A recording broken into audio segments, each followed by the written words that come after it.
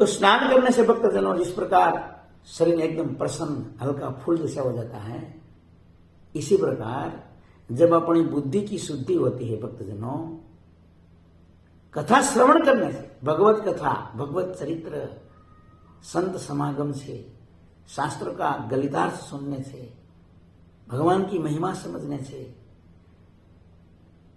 धीरे धीरे अपनी बुद्धि और मन है ने उनकी भी शुद्धि होती है। और जब मन बुद्धि चित्त की शुद्धि होती है ना, तो जीवात्मा को परम सुखानुभूति होती है। दुख क्या है? ये अपनी बुद्धि में जो संशय पड़े, बुद्धि के अंदर जो अशुद्धि पड़ी, मन में जो विकारों पड़ा है, बस यही दुख का कारण है। बाकी दुख कुछ भी नहीं है। देवानंद स्वामी ने ऐसे लिखा है कि दुख सुख क्या है? तो देवानंद स्वामी कहते हैं, देखो, देवानंद कहे सुख दुख रचना, भावे करीने भाड़ी जोने। देवानंद स्वामी कहते हैं कि सुख और दुख है कुछ नहीं। जो भावे वो सुख है, जो नहीं भावे वो दुख है। अपना मन की एक कल्पना है बस। अगर कोई चीज अच्छी लग जाती है तो वो उससे खुश हो जाता है। वही परिस्थिति, वही संजोग, वही व्यक्ति, वही वातावरण अगर किसी को प्रतिकूल हो जाता है तो उन्हीं से वो दुखी हो जाता है।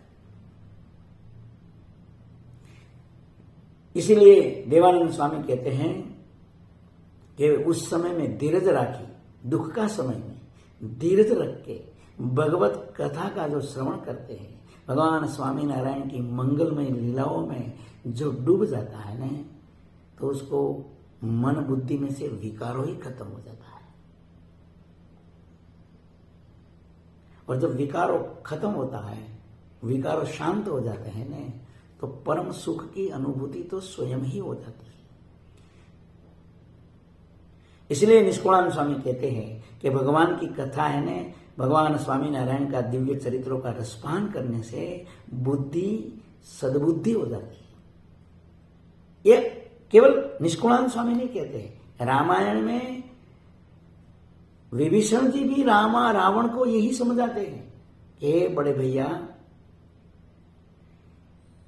मनुष्य का हृदय में सदमति और कुमति दोनों चीजें, वो किसका आश्रय लेता है उसके आधार पर वो सुखी दुखी होता है। अगर कोई जीव अपना हृदय में पड़ी सदमति का आश्रय लेगा, मतलब सत्संग, भजन, विवेक, उनका कोई आश्रय लेगा, तो वो स्वतः ही सुखी होगा। और अपना हृदय में जन्म जन्मांतर से दुराचार का संस्कार भी पड़ा हुआ है, कुमति भी पड़ी हुई है, कुसंस्कारों भी पड़ा हुआ है। अगर अपन उनका आश्रय लेंगे या उनको सपोर्ट करेंगे या उसको उत्तेजित करेंगे, उनको सक्रिय करेंगे और उसका साथ लेकर न करने का कर्म करेंगे, तो अपन स्वयं ही दुख में जिंदगी जाएगी। इसीलिए एक ही साधन ऐसा है कि मन और बुद्धि को शुद्ध करने वाला ये भगवत चरित्र है, भगवान की दिव्य कथा रस है। निष्कुलानंद स्वामी ने कथा की अद्भुत महिमा बताई है।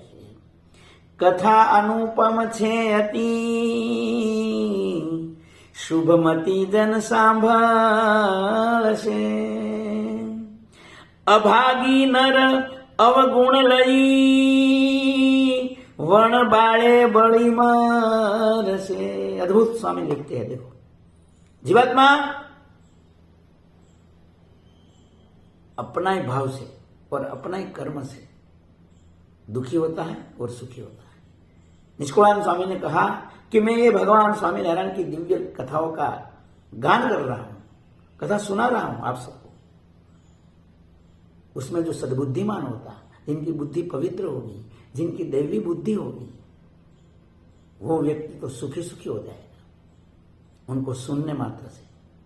और जो दुर्बुद्धिमान है, दुष्ट बुद्धिमान है, कुमतिमान है, वो तो बिना जलाए जल के खाक हो जाएगा, अपने आप जलने लगेगा, अपने आप कष्ट में प्रवेश कर जाएगा और अपने आप स्वयं ही दुख का पहाड़ खड़ा कर लेगा।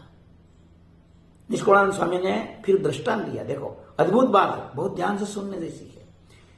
निष्कुलानंद स्वामी कहते हैं, देखो एक दृष्टांत कितना सुंदर। जवासो जेम जल मळे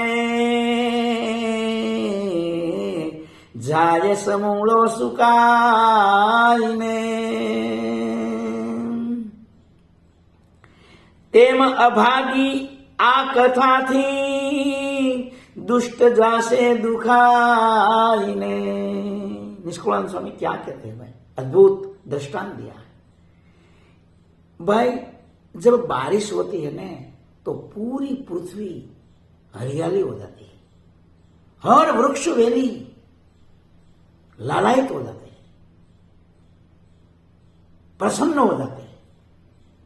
एक एक पौधा, एक एक बीज अंकुरित होकर खिलखिलाहट करने लग जाते हैं, पूरी वनस्पति हरी भरी हो जाती है।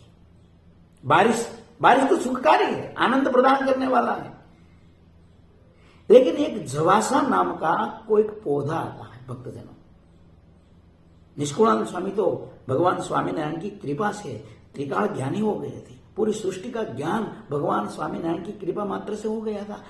हो सकता है शायद ये पौधा आपने और मैंने न देखा हो, मैंने अनुभव न किया हो, आपने अनुभव न किया हो, लेकिन ये तो कृपा दृष्टि से पूरी सृष्टि का ज्ञान जिनके पास में है। और निष्कुलानंद स्वामी ने कहा ऐसा जवासा नाम का एक छोटी सी कोई वनस्पति आती है, वो वनस्पति